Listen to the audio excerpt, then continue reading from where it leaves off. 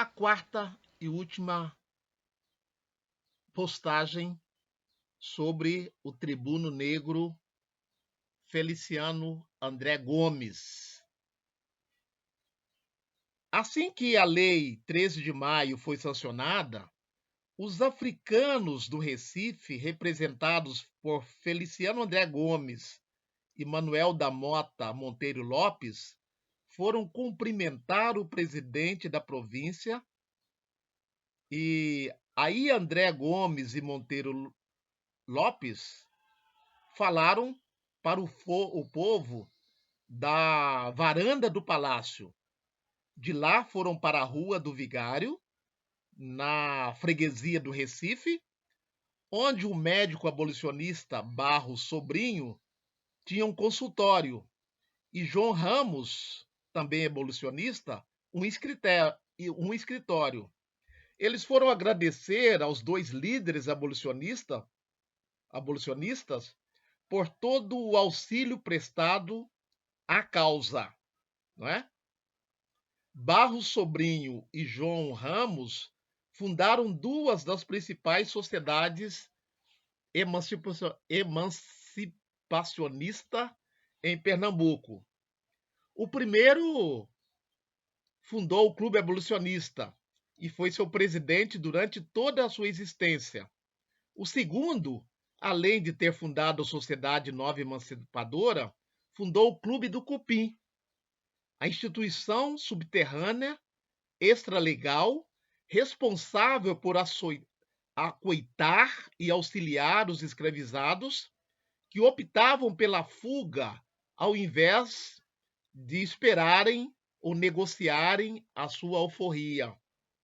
Inclusive, o Clube do Cupim é um dos objetos de investigação do, do Arthur Danilo na sua tese de doutorado. João Ramos não se encontrava, mas Barros Sobrinho agradeceu por ele e pelo amigo, prometendo recordar sempre aquela manifestação de apreço. Por último, os africanos enviaram um telegrama ao conselheiro João Alfredo, felicitando-o pela aprovação da lei. Alfredo agradeceu a André Gomes e Monteiro Lopes com outro telegrama. Então vejo aqui que havia uma comunidade de africanos nos Recifes. E esses africanos foram representados, né, diante desses dois abolicionistas que mencionamos, por Feliciano André Gomes e Monteiro Lopes. No ano da abolição, Feliciano André Gomes ainda estava no quarto ano do curso de Direito, mas sua experiência, participação e militância já era reconhecida tanto pelos artistas, que lhe chamaram para ser o orador do núcleo artístico abolicionista, quanto pelos africanos, que representou, que representou e pelos membros dos mais altos escalões do Estado Imperial. Era um homem intermediário, porta-voz dos interesses dos de baixo, reconhecido pelos de cima. Como dissemos, no imediato pós-abolição, os artistas mudaram o nome da instituição para Núcleo Artístico Instrutivo, sendo Eleutério José dos Santos eleito seu primeiro presidente. Felipe André Gomes continuou como orador e falou sobre a necessidade de uma organização artística para lutar pelos direitos dos trabalhadores nacionais. Luiz Francisco das Chagas também falou, pedindo aos artistas que não desanimassem dessa nova fase da luta, que só estava começando. As práticas associativistas e mutualistas da população de pretos e pardos, tomando os termos mais utilizados por essas pessoas da época, remontavam do período colonial e foram sendo cada vez mais estruturadas, principalmente a partir da construção política do Império e seguida na República. Trabalhadores negros adaptaram-se e fortaleceram alianças para se fazerem representar na sociedade brasileira escravista, adotando as associações religiosas e leigas como canais de sobrevivência e reprodução de seus interesses políticos, econômicos e sociais, criando um repertório histórico de experiências e agências, segundo Marcelo McCord. Abolida a escravidão, a luta desses homens não poderia diminuir ou parar, como frisou Francisco das Chagas, e não parou, pois eles continuaram participando de atividades ligadas às comemorações do 13 de maio de 1888 e de outras questões políticas e sociais daquele momento. André Gomes, Monteiro Lopes, Leonor Porto, Barros Sobrinho e outros organizaram em junho de 1888, junto com a colônia africana em Pernambuco, representada por Francisco Albatê e Cassiano Fernandes, organizaram um Te Deum na Igreja Nossa Senhora do Rosário, localizado na freguesia de Santo Antônio, em homenagem à Lei do 13 de maio de 1888. O Te Deum contou com a participação do Monte Pio Popular Pernambucano, da Sociedade dos Artistas Mecânicos e Liberais. Na celebração do 3º aniversário da abolição da escravidão, realizada pelo Núcleo Artístico Instrutivo, na sede situada no Pátio do Mercado, número 13, primeiro andar. Lá estava Feliciano como orador oficial do referido núcleo. Também encontramos Feliciano André Gomes nas celebrações referentes ao 1º de maio, nos salões do Liceu de Artes e Ofício. Todavia, nem sempre a intermediação de Feliciano André Gomes foi vista como positiva por todos os trabalhadores que eram representados pelo tribuno. Na grande greve dos funcionários da Ferro-Carril, em fevereiro de 1908, foi ele o advogado dos grevistas e, consequentemente, foi uma das vítimas das troças carnavalescas daquele ano. Então, a troça carnavalesca de 1908 fez a seguinte troça: engraçado aquele que ali vem, bonito trajo, veste de trevas, ó degas de minha escola, povos, povas, dames e homens, olhai para aqui o Panchola, Feliciano André Gomes. Eu grevista ou da nota, do carnaval da revista, além de belo Janota, sou grevista. Fecha aspas. Então veja que a marchinha de carnaval fazendo uma troça, criticando o envolvimento de Feliciano André Gomes como advogado dos operários, sobretudo na grande greve de 1908. A marchinha de carnaval aponta para o descontentamento de um segmento dos trabalhadores com o resultado da negociação mediada pelo advogado Feliciano André Gomes. Aliás, um dos descontentes já havia se manifestado no âmbito do movimento ao dirigir-se aos representantes da imprensa, que assim reproduziu o desabafo. Abre aspas. Alguns dos paredistas com quem conversamos disseram-nos que o ponto principal da questão era o pagamento de ordenado, o que não lhe foi satisfeito.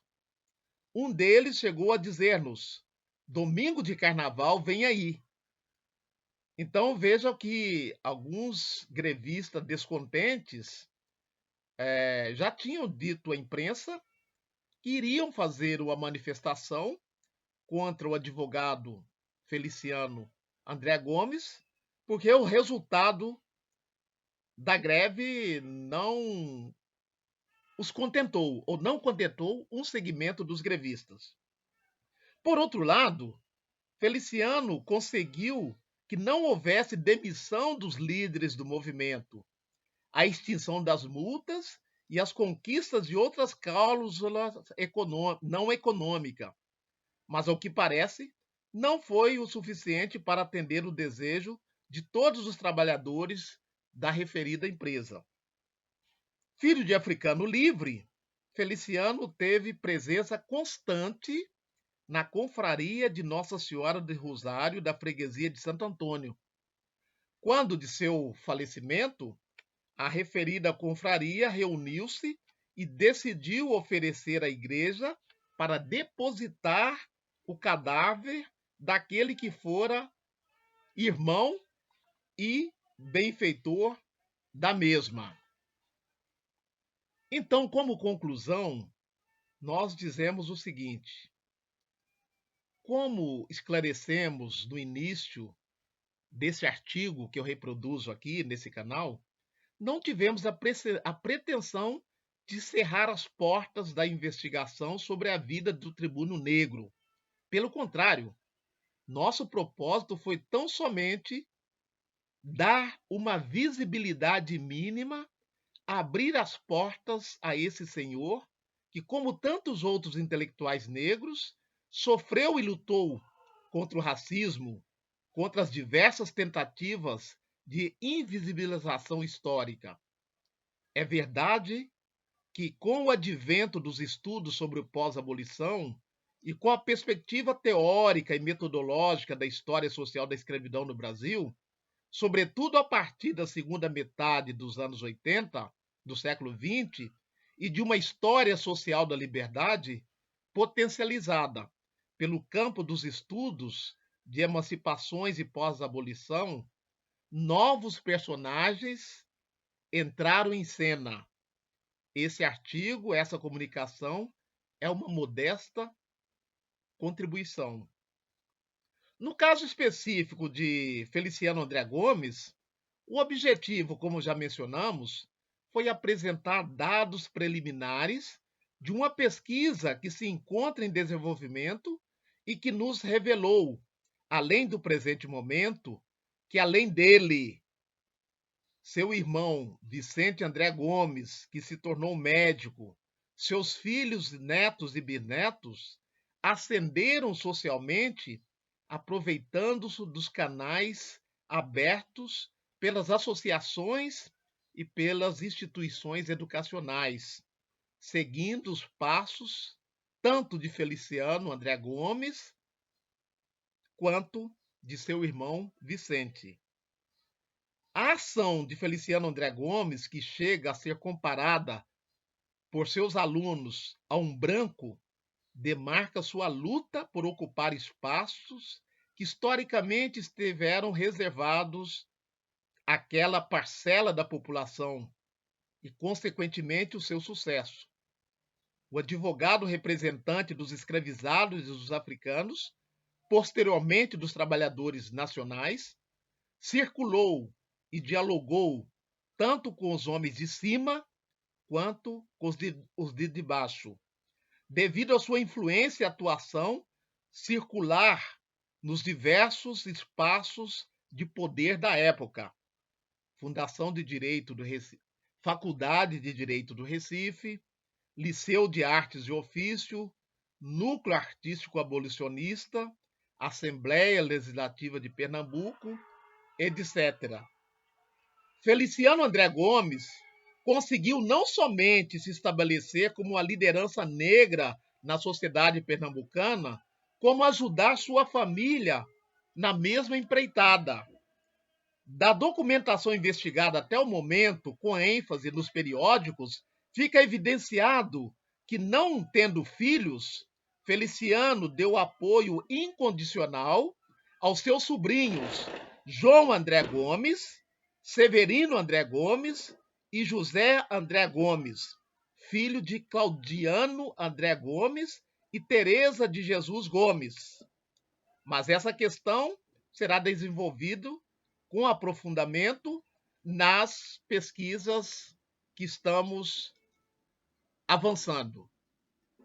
Então, aqui nós trouxemos um capítulo da história de Feliciano André Gomes, filho do africano livre Vicente André Gomes da Costa e de sua esposa Domingas André Gomes.